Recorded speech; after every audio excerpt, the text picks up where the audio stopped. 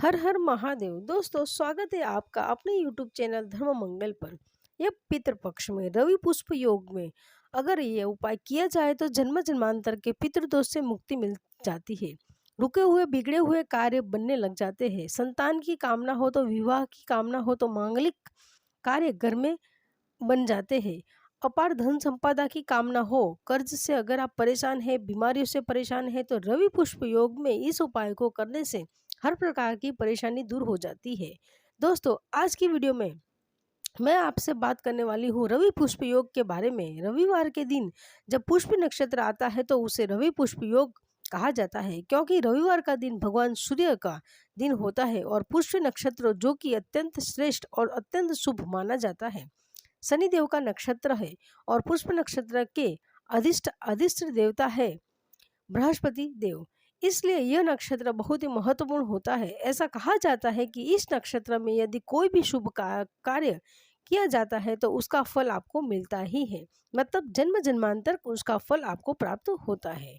पुष्प नक्षत्र वैसे तो किसी भी दिन आ सकता है, लेकिन जब गुरुवार के दिन और रविवार के दिन पुष्प नक्षत्र आता है तो इसका बहुत अधिक महत्व बढ़ जाता है। किसी भी कामना को मन में धारण करके अगर इस दिन इस नक्षत्र में इस योग में उपाय किया जाए तो कोई भी आपकी कामना पूर्ण हो जाती है। और कोई मंत्र अगर आप सिद्ध करना चाहते हैं, कोई साधना में सिद्धि पाना चाहते हैं, किसी भी प्रकार की साधना में, तो इस शुभ योग में अगर आप सिद्ध प्राप्त करने के उद्देश्य से उस मंत्र का जाप करते हैं या साधना करते हैं तो निश्चित ही उस साधना में आपको सिद्धि मिलती है। और कोई भी मंत्र हो, अगर आप इस समय में जपते हैं तो मंत्र सिद्ध हो जाता है। पुष्प योग में किया गया दान सदा सर्वदा के लिए अक्षय हो जाता है और जन्म जन्मांतर तक उस दान का फल आपको शुभ रूप में प्राप्त होता है। तो इस योग को इतना शुभ माना गया है कि इस योग के बारे में जितना भी कहा जाए कम है। और अगर ये शुभ योग हमें पितृपक्ष के समय में प्राप्त हो रहा है तो यह समझ लीजिए कि यह वरदान है पितरों की कृपा की प्राप्ति के लिए, पितृदोष से मुक्ति के लिए। और 8 अक्टूबर रविवार के दिन रवि पुष्प योग का संयोग हमें प्राप्त हो रहा है। इस दिन हमें क्या करना चाहिए जिससे कि पितरों की कृपा में प्राप्त हो और पितृदोष से मुक्ति मिल जाए। इसके अलावा कोई भी काम हो, हमारा जो भी बहुत समय रुका हुआ था, अगर हम चाहते हैं कि शीघ्र हो जाए तो उसके लिए हमें क्या करना चाहिए। कोई मनोकामना है आपकी जो बहुत समय से अधूरी है, लेकिन चाहते हैं कि बहुत जल्दी ही पूरी हो जाए, वह धन प्राप्ति की हो, संतान प्राप्ति की हो, विवाह की हो या कोई भी मनोकामना हो, मात्र एक उपाय से पितृपक्ष के समय में रवि पुष्प योग के संयोग में आप करेंगे और आपकी हर इच्छा पूरी होगी। हर प्रकार के पितृदोष से भी मुक्ति मिलेगी। और हाँ, जब जन्म जन्मांतर के लिए एक शुभ कर्म एक अक्षय फल के रूप में आप अपने लिए संचित कर लेंगे, तो बात करते हैं आज की वीडियो में एक बहुत ही श्रेष्ठ उपाय के बारे में। लेकिन इससे पहले एक रिक्वेस्ट, आप सबसे एक रिक्वेस्ट है मेरी। वीडियो अगर आपको अच्छी लगती है तो वीडियो को लाइक जरूर कीजिएगा, क्योंकि आपके लाइक्स और कमेंट्स मेरे लिए बहुत ही महत्वपूर्ण है। यह एकमात्र जरिया है जिनसे मुझे पता चलता है कि आपको ये वीडियो अच्छी लगती है और आपके लिए ये वीडियो उपयोगी है। तो ये इस वीडियो को अच्छी लगती है तो वीडियो को लाइक जरूर कीजिएगा और अपने दोस्तों के साथ शेयर जरूर करिएगा। वीडियो को पूरा जरूर देखिएगा, तभी आपको ये उपाय समझ में आएगा और आप इसे कर पाएंगे। तो बात करेंगे उपाय के बारे में, लेकिन उससे पहले जानते हैं कि रवि पुष्प योग कब से प्रारंभ होगा और कब समाप्त होगा। देखिए, रवि पुष्प योग का प्रारंभ हो जाएगा सूर्योदय काल में, यानी कि सुबह 6:24 से रवि पुष्प योग का प्रारंभ हो रहा है और ये योग रात्रि में 2:45 तक, पर 9 अक्टूबर को सुबह 2:45 तक आपको ये रवि पुष्प योग का सुख संयोग प्राप्त हो रहा है। जी हाँ, रवि योग के साथ इसी समय आपको सर्वार्थ सिद्धि योग का शुभ संयोग भी प्राप्त हो रहा है, जो कि सुबह 6:24 से प्रारंभ हो रहा है और समाप्त होगा रात्रि को 2:45 तक। तो सर्वार्थ सिद्धि योग भी आप सभी जानते हैं, हर कार्य की सिद्धि के लिए सर्वार्थ सिद्धि योग को शुभ माना जाता है। नाम से ही पता चलता है, सर्वार्थ सिद्धि मतलब कि किसी भी प्रकार के कार्य को सिद्धि मिलती है। इस समय में अगर आप किया जाए तो। और बात करते हैं कि इस उपाय को आपको कब करना चाहिए। देखिए, ये उपाय आप पूरे दिन में कभी भी कर सकते हैं वैसे तो, लेकिन सुबह ही करने का प्रयास कीजिए, क्योंकि पूरे दिन रवि पुष्प योग है, पूरे दिन सर्वार्थ सिद्धि योग है। लेकिन सुबह जल्दी जल्दी सूर्योदय के बाद आप इस उपाय को कर लेते हैं, उतना ही श्रेष्ठ रहेगा। लेकिन अगर आप किसी कारणवश नहीं कर पाते हैं तो दिन में भी आप ये कर सकते हैं, क्योंकि पूरे दिन का सर्वार्थ सिद्धि योग और रवि पुष्प योग रहेगा। ऐसे में आपको कुछ सामग्री चाहिए होगी। इस उपाय को करने के लिए सबसे पहले आपको चाहिए होगा एक पंचमुखी दीपक। आप चाहे तो आटे का बना सकते हैं, या फिर आप चाहे तो मिट्टी का दीपक भी ले सकते हैं, जो भी आपके पास उपलब्ध हो। और दूसरी सामग्री आपको लेनी होगी जल का एक पात्र। आप चाहे तो तांबे का पात्र ले सकते हैं, पित्तल का पात्र ले सकते हैं, ना हो तो स्टील का पात्र भी आप ले सकते हैं। इस पात्र में आपको जल लेना है, जल से भर लीजिए। उस पात्र को चाहे तो गंगा जल से भी डाल सकते हैं, ना हो तो शुद्ध जल भी आप उस जल में ले सकते हैं। उस जल के अंदर थोड़ा सा चंदन, लाल चंदन आपको मिलाना है। लाल चंदन ना हो तो आप रोली डाल सकते हैं, लाल रोली या फिर लाल सिंदूर का भी प्रयोग कर सकते हैं। और थोड़ा सा गुड़ गुड़ डाल दीजिए। पात्र का जल मीठा बना लीजिए, दूध वगैरह नहीं डालना है। सिर्फ ये तीन सामग्री, जल, लाल चंदन, फिर या रोली और गुड़, बस इतना ही डाल रहे हैं। और असली सामग्री है, अब अगली सामग्री है गुड़। आप अलग से ले लीजिए, बिल्कुल छोटे छोटे उसके 5 टुकड़े कर लीजिए। और इस टुकड़े को समझ लीजिए, मेरी बात ध्यान से सुना। पंचमुखी दीपक आटे का या मिट्टी का, जो भी आपके पास उपलब्ध हो, 1 लोटा जल, गुड़ की छोटी छोटी 5 भेलिया टुकड़े के, ये सभी चीज़ें लेकर आपको जाना है। आपके घर के बाहर कहीं पर भी आंकड़े का पौधा हो तो आंकड़े का वो आप पौधा, आप सभी जानते हैं आंकड़े का पौधा जिसमें से पुष्प आते हैं, शिवलिंग पर अर्पित करते हैं। आंकड़े के पुष्प भगवान श्री गणेश जी को अर्पित किए जाते हैं। सफ़ेद आंकड़े का पुष्प हो या फिर लाल और सफ़ेद मिक्स होता है।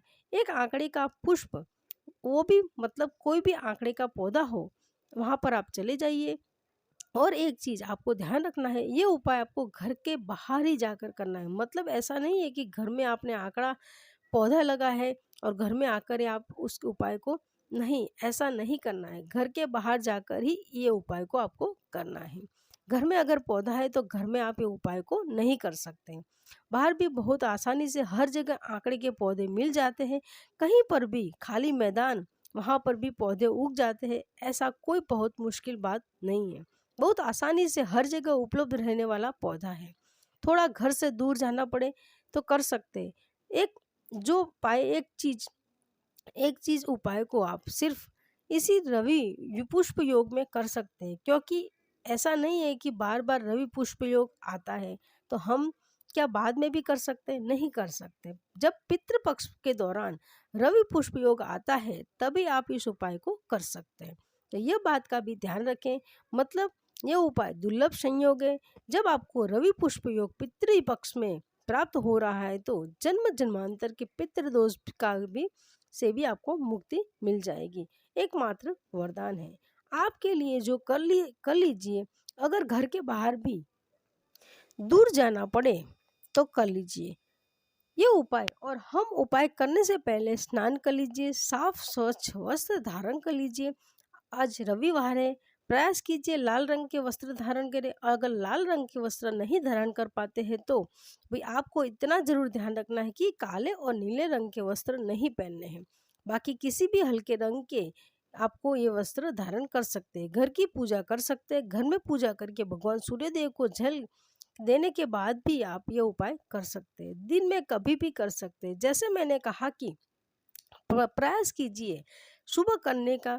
जब जैसे आप वृक्ष के पास जाते हैं, पौधे के पास जाते हैं तो पौधे को सबसे पहले प्रणाम करते हैं, क्योंकि देखिए आंकड़े का पौधा कोई साधारण पौधा नहीं है। जिस प्रकार से बिल वृक्ष बिलपत्र का वृक्ष होता है, महत्वपूर्ण होता है, देव वृक्ष में आता है, उसी प्रकार से आक का जो पौधा होता है वो भी एक तरह से देव ही माना जाता है, क्योंकि इसमें गणपति जी का वास होता है, भगवान गणेश जी का वास माना जाता है।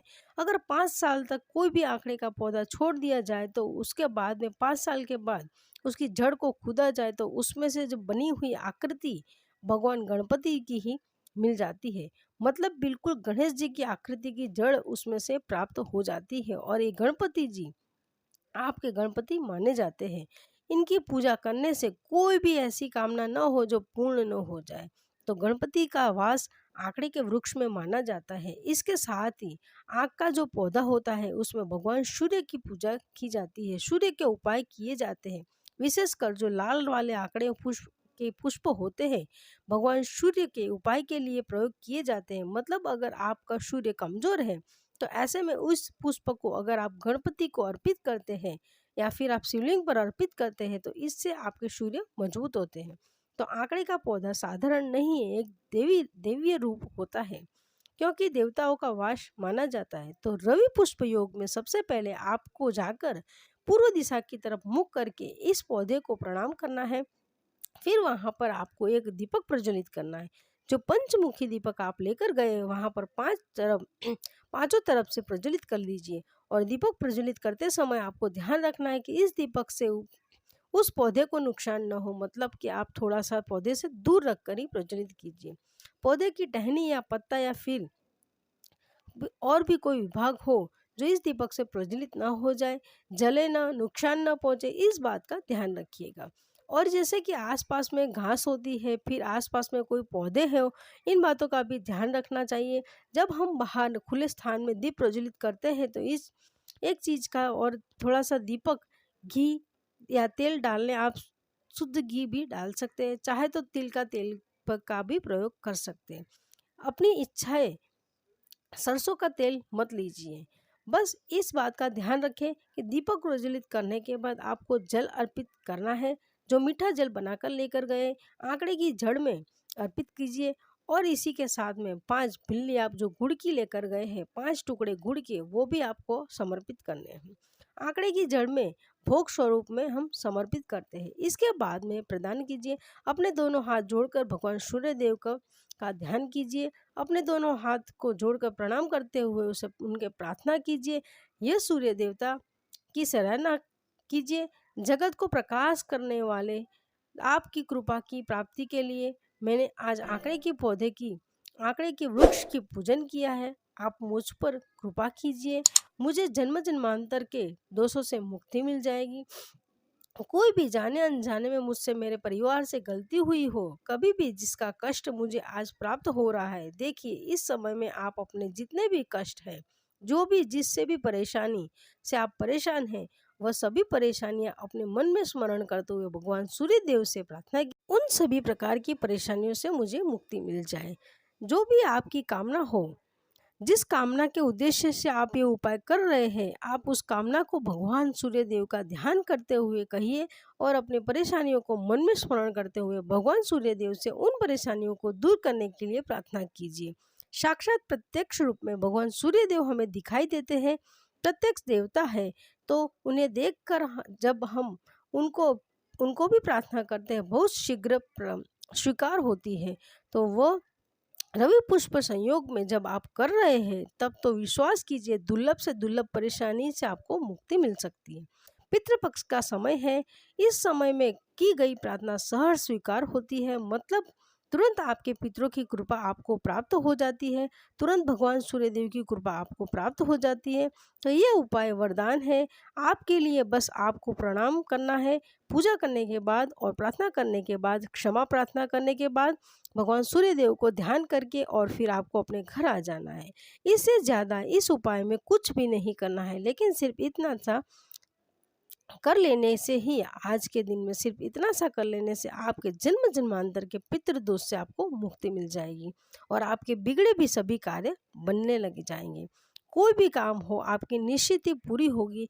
बस एक बार ये उपाय होता है, बार बार नहीं किया जाता। इस बात का ध्यान रखें कि अब बात करेंगे उन लोगों की जिनके घर के आसपास आंकड़े के पौधे नहीं मिल पाते और उन्हें क्या करना चाहिए। देखिए, अगर आपको आंकड़े का पौधा नहीं मिल पा रहा है तो ऐसे में आप क्या कर सकते हैं, अपने घर में सूर्य देव को देखते हुए जहाँ से भी आपको श्री भगवान दिखाई दे रहे हैं, जैसे कि प्रत्यक्ष रूप में भगवान श्री को देखकर ही उपाय करना है। तो जहाँ से भी भगवान सूर्यदेव आपको दिखाई दे रहे, बालकनी से छत पर, वहाँ चले जाइए। स्नान करने के बाद में ये उपाय करना है। सामग्री वही होगी, आपके पास मीठा जल आपको तैयार करना है, पंचमुखी दीपक लेना है और 5 दलिया गुड़ की आपको लेनी है। सामग्री सारी वही होगी।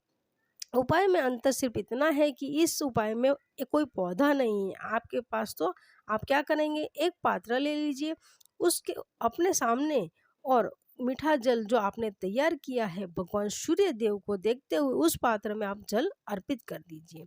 और एक पात्र में आपको गुड़ की 5 डिलिया रख देना है, मतलब अर्पित कर देना है, भगवान सूर्य देव को भोग लगा देना है।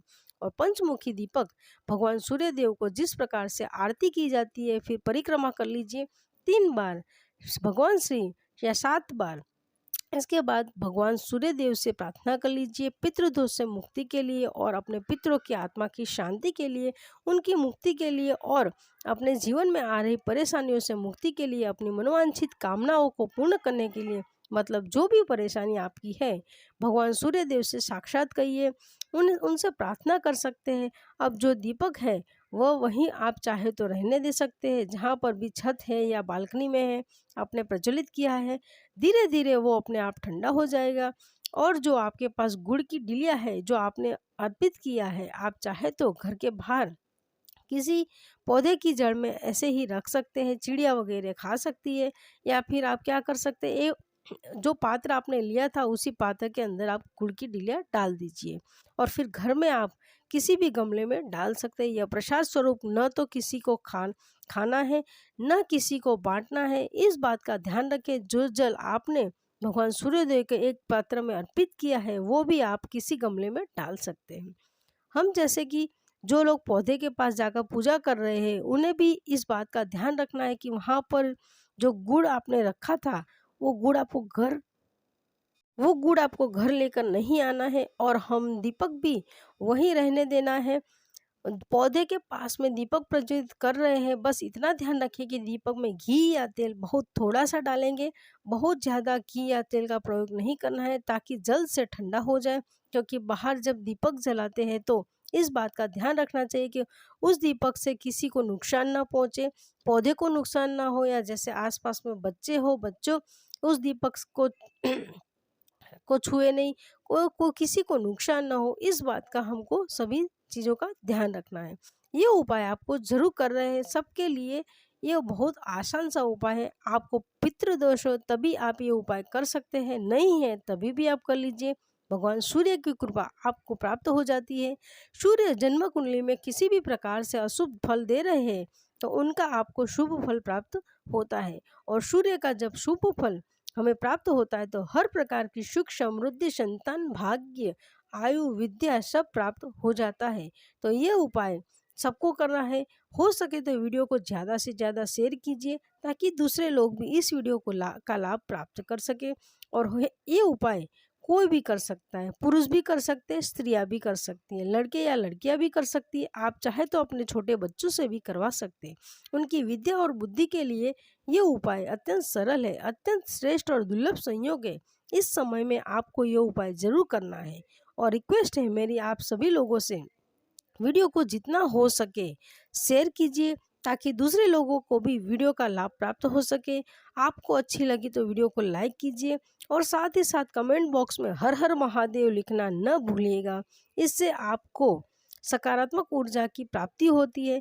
चैनल पर पहली बार आए हैं, अभी तक चैनल को सब्सक्राइब नहीं किया है तो आज की वीडियो अगर आपको अच्छी लगे तो चैनल को सब्सक्राइब कर लीजिए और बेल आइकन को ज़रूर प्रेस कर लीजिएगा। नमस्कार दोस्तों।